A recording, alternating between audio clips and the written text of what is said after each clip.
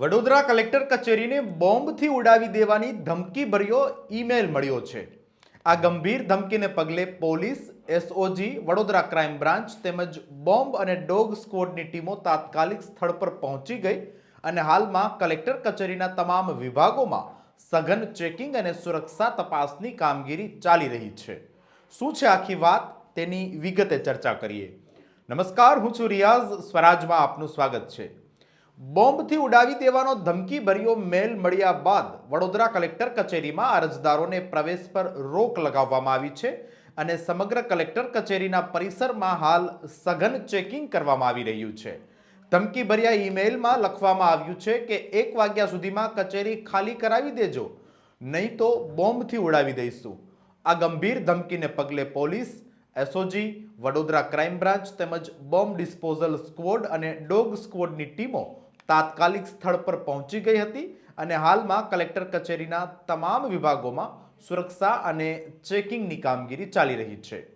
ઉલ્લેખનીય છે કે ગઈકાલે 17 ડિસેમ્બરે અમદાવાદ, ગાંધીનગર, કલોલ સહિતની સ્કૂલોને મળેલા ઈમેલમાં બપોરે 1 વાગ્યે અને 11 મિનિટે ઉડાવી દેવાની ધમકી મળી હતી, જ્યારે આજે વડોદરા કલેક્ટર કચેરીને પણ 1 વાગ્યે ઉડાવી દેવાની ધમકીભર્યો મેલ મળ્યો છે, જેથી તંત્ર હરકતમાં આવ્યું છે અને સઘન તપાસ કરવામાં આવી રહી છે।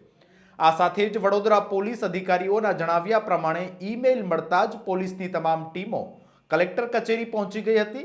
કલેક્ટર ઓફિસની અંદર અને બહાર ચેકિંગ કરવામાં આવ્યું, પરંતુ શંકાસ્પદ વસ્તુ મળી નથી।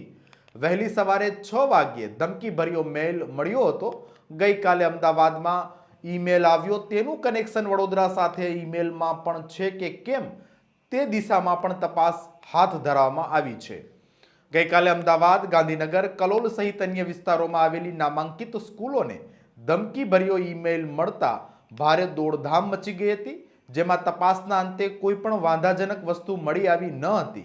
જ્યારે થોડા મહિના પહેલા આ જ પ્રકારે વડોદરાની નામાંકિત સ્કૂલ, કંપની અને કલેક્ટર કચેરીને પણ બોમ્બથી ઉડાવી દેવાની ધમકીભર્યો મેલ મળ્યો હતો। જોકે તે સમયે પણ તપાસ દરમિયાન કલેક્ટર કચેરીમાં કોઈ વાંધાજનક વસ્તુ ન મળતા તંત્રએ હાશકારો અનુભવ્યો હતો। જોકે કચેરીની આસપાસ હજુ ચેકિંગ ચાલુ છે।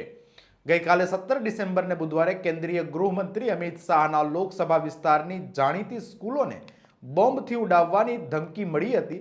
સ્કૂલોને મોકલવામાં આવેલા ઈમેલમાં બપોરે 1 વાગ્યે અને 11 મિનિટે બોમ્બથી ઉડાવી દેવાની ધમકી આપવામાં આવી હતી। ઈમેલમાં અમદાવાદ ધમાકા બ્લાસ્ટ, સ્કૂલ સે સાબરમતી જેલ તક એવું લખવામાં આવ્યું હતું।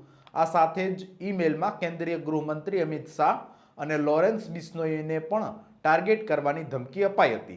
હાલ તો વડોદરા કલેક્ટર કચેરીના પરિસરમાં તમામ અરજદારોને રોક લગાવવામાં આવી છે। ખેડૂતો પણ પોતાની રજૂઆત લઈને આવ્યા હતા, પરંતુ તપાસ કામગીરી ચાલુ હોવાથી તેમને અંદર જવા દેવાયા નથી। અમદાવાદમાં મેલ મળ્યો ગઈકાલે, આજે વડોદરા કલેક્ટર કચેરીને ઉડાવી દેવાનો ધમકીભર્યો મેલ મળ્યો છે। આ બંને દિશામાં કોઈ કનેક્શન છે કે કેમ તે અંગે પણ પોલીસ દ્વારા તપાસ કામગીરી કરવામાં આવી રહી છે। આ સાથે જ બરોડા કલેક્ટર કચેરીના પરિસરમાં તમામ પ્રકારે સુરક્ષા એજન્સીઓ કામે લાગી ગઈ છે। સમાચારોમાં અત્યારે બસ આટલું જ। પડે પડની અપડેટ્સ માટે જોતા રહો સ્વરાજ। ધન્યવાદ।